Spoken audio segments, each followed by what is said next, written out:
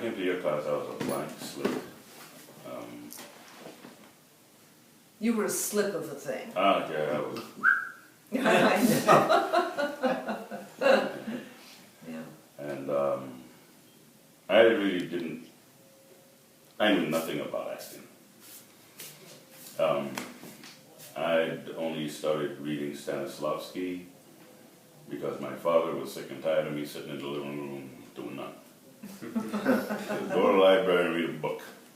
Went to the library, picked up the thickest book I could find with Stanislavski on it, told the kid to shoo off of my table, sat down and read the book. Took me 3 months.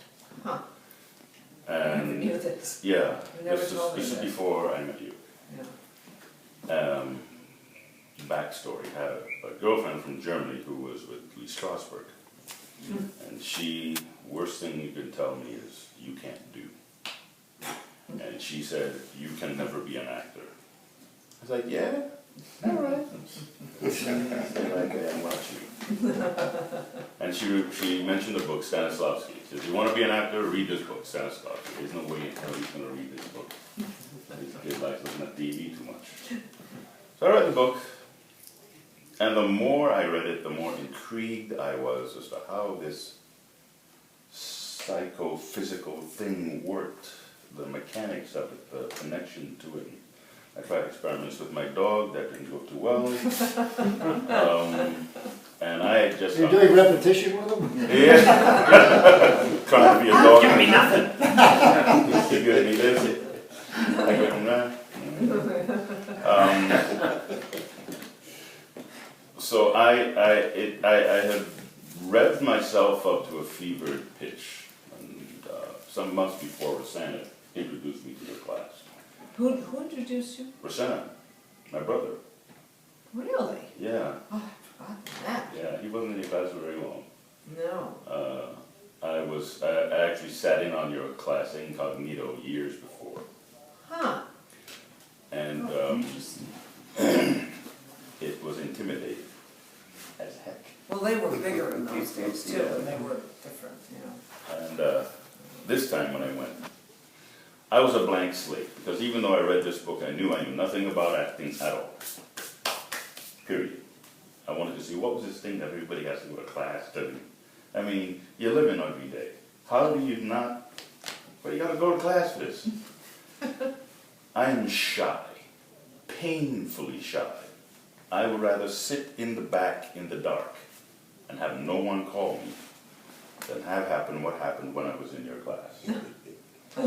You pitted me against, I can't remember her face, but I remember her attitude. It was, she was like an Alanis Morissette type person. And I was like, you know, sitting against this. What the heck am I supposed to do now? There's all these people looking at me, and I don't know anybody here, and I was sitting there looking. Oh, God. And I had a black opal-like necklace on my chest. I remember this is the first repetition I ever did, because you got a big fat necklace on your chest.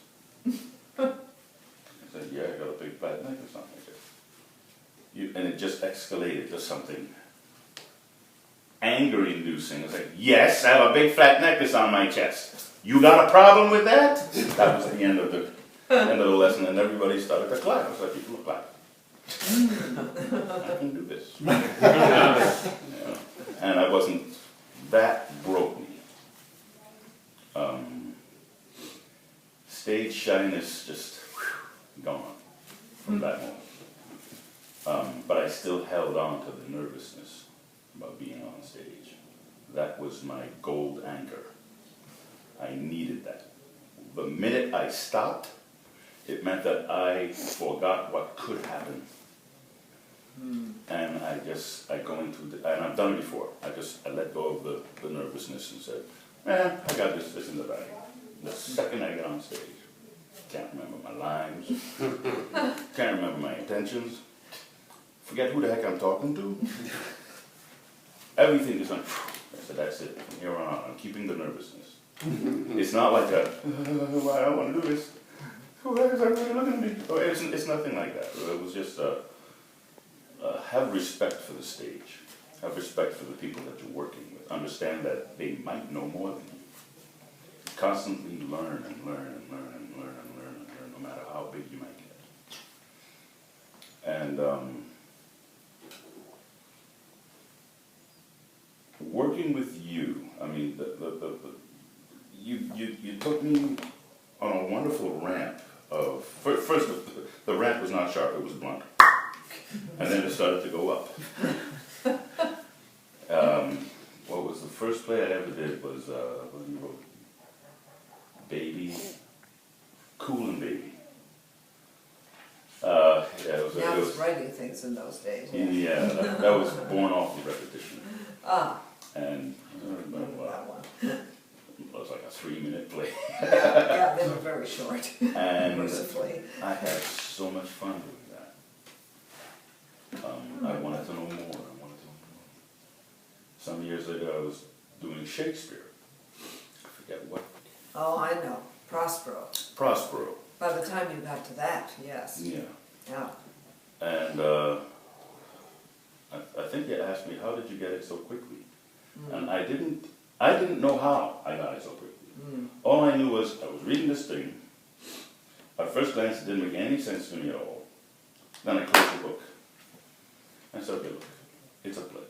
It's a play of people talking to each other. It's a play of people talking to each other in the way they talk to each other every day. No one talked to me about syntax. No one talked to me about rhythm. But it was there. Yeah, you have that, you had that. I always contend this. When you listen to a piece of music, what's one of the first things you do? And then you kind of try to figure out the words. But the rhythm's there. You don't have to try to, oh look, rhythm. You leave that to the drummer. So I would read, I opened up the book again, and I decided to read it as if I was just talking to someone. And somehow it worked. That's when it began to click. I said, this is just two people talking. But the thing about Shakespeare, you cannot let anything go. Shakespeare does not grab onto your throat, then we take a break. For the whole time, Shakespeare grabs onto your throat, he grabs onto this throat, and he's the one who wants to control everything. He will not let your emotions go. The minute you do this, you lost it. Every emotion is intense. I don't care if it's 2 words. To be. It doesn't matter. If you were going to put that speech, I always thought, if you were going to put this speech in a movie, he wouldn't say anything. It'd just be thought. Because that's what he's really doing, is just thinking, because it has nothing to do with the rest of the play.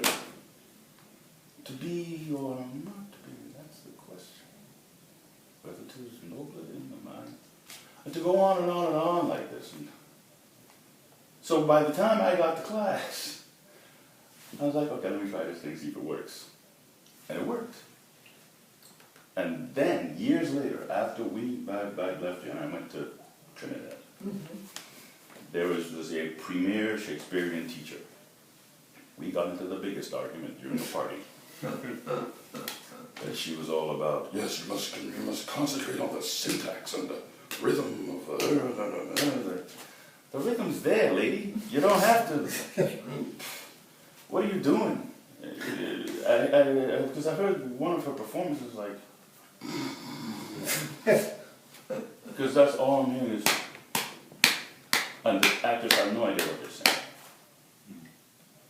So, again, it's yet one of a bazillion reasons I'm very grateful to this person here. Well, the thing that I remember the most about the beginning of it all, you had a very strong Trinidadian accent. Yeah. Which is really odd, because your brother didn't. Yeah. And you were, I think you had this force in you, but it was all closed off because of a lot of things that had happened, too. So, what we worked on a lot in the beginning was remember we were doing voice class a lot in those Yeah, days. uh-huh. And there was a lot of vowel work, there was a lot of, you know, I still doing use it all of today. that stuff. Yeah. And then you completely could change your accent when you wanted to. And also your voice began to really come out, because of course you have a magnificent voice. And you found, I think you found all of that through rhythm, music. I mean, your father's a musician. Yeah. And I think you had that naturally. It's also somehow in your culture. I think you found a way to bring your real self from Trinidad into things, just putting, you know, this American accent on it, Yeah. or whatever. I think it was a matter of, again, it was a matter of memory, remembering people I was surrounded by.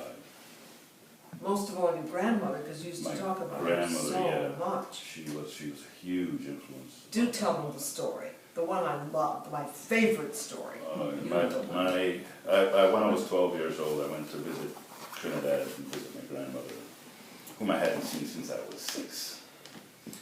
And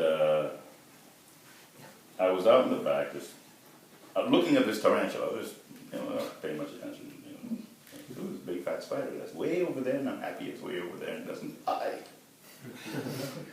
And here comes my grandmother, just, ooh, step on it.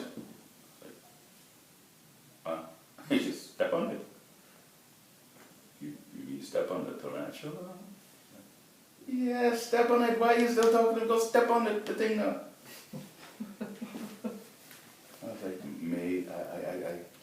boy, step on the blasted tarantula. Or as she pronounced it, tarantula. I said, right. May, this is a very big spider. I am a very little person. She said, boy, the spider is smaller than you. And I had shoes on. She got annoyed after a while and said, walk back down the stairs. And in her bare feet, I was just like, Oh, God. oh, and I could see the legs of them. Oh my God. And she just went through and wiped off and came back in the house. I was like, this is a very bad day. You know, I think that's why you kept your Trinidadian accent for so long. I've been surrounded by it. I didn't want to let go of my Trinidad Right. identity. And you didn't need to. You just had to change the way you spoke. Yeah. But you didn't lose your identity. And when you did Prospero, and you did it beautifully, it was, you had the verse. I mean, you could scan, you could do the scansion without scanning. Yeah, I can't Found it. remember a single word. Robert's been working on that hard, you know. But yeah, a lot of what I went through was remembering people I had grown up with. Yeah. How Shakespeare scolds people. It reminded me of the nuns that I went to school with. Mm. They spoke that way, in that rhythm. Mm. My father, well, I have a funny feeling it's cultural. My father, when he scolds, very rhythmic. And he will, you know, when he spanks your hand, like, don't look at me again, why I always have to go through this. And I got a lot of them. So, I can't get that. I didn't even have to listen to the rhythm, just, bang, bang, bang, bang, bang, bang, bang, bang, bang, bang. The story had to make sense to me. Right, and through the rhythm it did that. And through the rhythm it did make sense. Mhm. But I wasn't, some part of me was hearing it and feeling it, but I wasn't hearing it. It was more like a bump in my chest. Yeah, well, there was a disconnect, and now Yeah, that's all come together. I hope you do come back here.